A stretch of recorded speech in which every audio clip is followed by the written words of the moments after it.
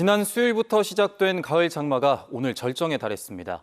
오늘 밤부터 많은 비가 올 거라던 예보와 달리 오전에 호우특보가 내려질 정도로 장대비가 쏟아졌는데 부산, 경남 곳곳에서 비 피해가 속출했습니다. 첫 소식 주우진 기자가 취재했습니다. 직업 체험 등을 위해 준비된 행사 부스 34개가 물에 잠겨 형체만 남았고 각종 물품들은 둥둥 떠다닙니다. 오늘 오전 10시 30분쯤 부산 온천천에서 열릴 예정이던 동래구 문화교육축제가 집중호우로 전격 취소됐습니다. 대피 결정 10여 분 만에 행사장이 물에 잠겼는데 조치가 조금만 더 늦었더라면 큰 인명피해가 날 뻔했습니다. 당초 일기예보와 다른 기습폭우가 내렸는데 그래도 신속한 상황 판단으로 행사를 취소해서 인명피해는 없었습니다. 기상청은 당초 오늘 밤부터 내일 사이 집중호우를 예보했지만 오전부터 많은 비가 내려 호우경보를 발령했습니다.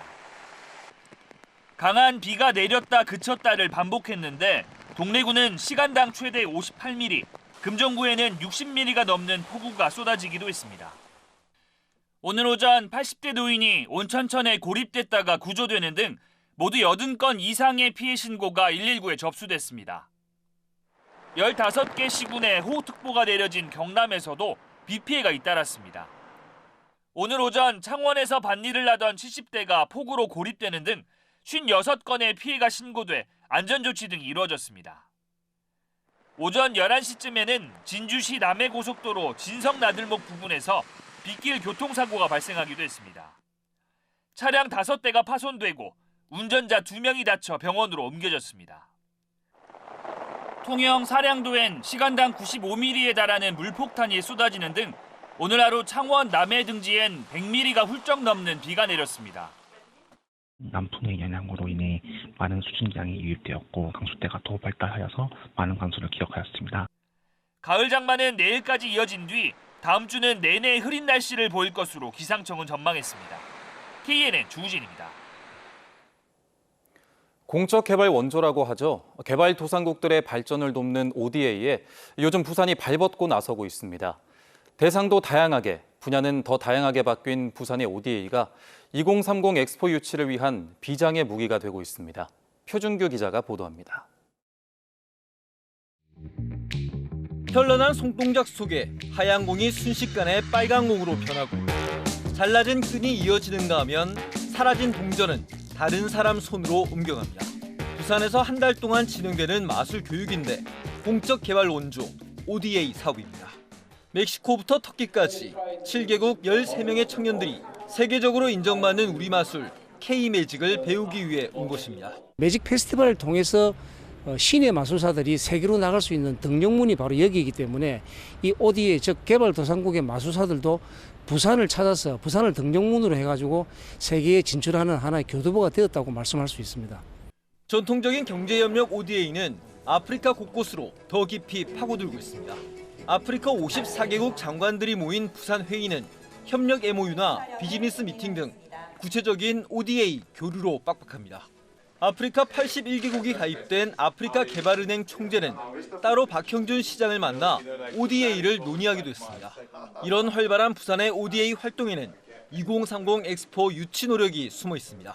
친한파라고 할 수가 있는 우리 아프리카 은행 총재에게 엑스포 유치를 통해서 한아프리카 경제협력이 한 단계 크게 비약적으로 발전할 수 있다는 것을 설명합니다. 아프리카 외에도 역시 ODA 사업으로 오는 18일부터 중남미 등 11개 나라의 초청 연수가 진행되는 등 부산시의 ODA 행보는 연말까지 더욱 바빠질 전망입니다. KNN 표준규입니다.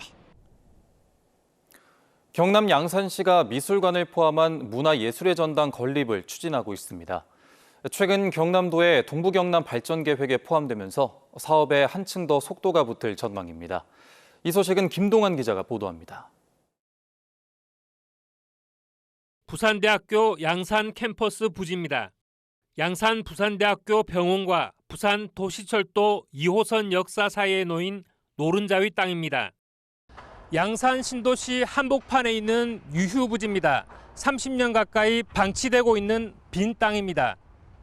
대규모 공연 시설이 없는 인구 35만의 양산시가 이곳에 공연장 건설 사업을 추진합니다.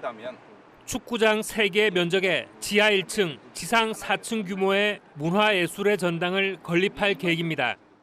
시설 규모는 대공연장 1,500석, 소공연장 300석, 시립미술관 4,000제곱미터이며 양산예술의 전당을 복합문화시설로 해서 도비를 지원받아 재원을 확보할 계획입니다. 시립미술관을 포함한 복합문화시설을 추진해 당초 걸림돌이었던 예산 문제를 해결할 계획입니다. 복합시설로 건립하면 총 사업비의 최대 50%까지 경남도의 보조금 지원을 받을 수 있습니다. 양산시가 지금 각종 문화예술 분야에서 여러 가지 인프라가 부족하기 때문에 양산 시민들도 문화 향유의 기회를 확대하도록 하겠다는 말씀을 드립니다. 국유지인 학교 부지 사용을 위해 현재 부산대학교에서는 막바지 절차가 진행 중입니다. 영구 임대 방식을 추진 중인 문화예술의 전당은 추후 대학에서 건물 내 교육 연구 시설을 사용하는 방안 등도 함께 논의될 예정입니다. 지역 예술계에서는 창작 활동에만 전념할 수 있는 환경을 조성하게 될 것입니다.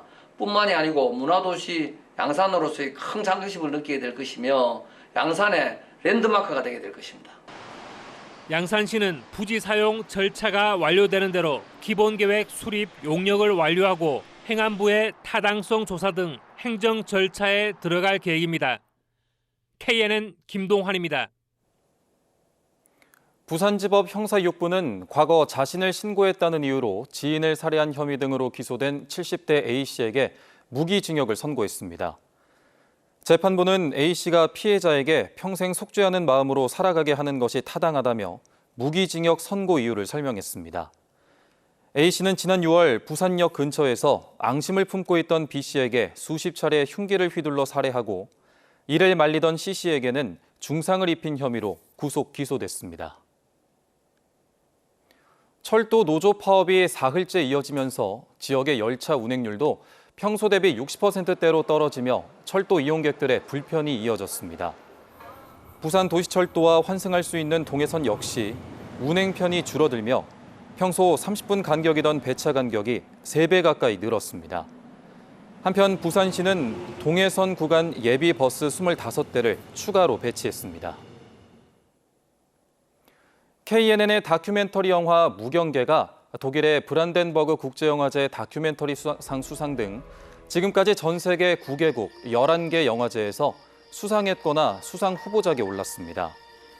영화 무경계는 한반도 국립공원의 산과 바다, 그리고 그 속에 사는 사람들의 모습을 특수 촬영 기법으로 담아낸 영상미가 뛰어난 작품으로 지난해 말 3부작 TV 다큐멘터리로 방송된 뒤 89분짜리 영화로 재제작돼 오는 11월 국내에 개봉됩니다.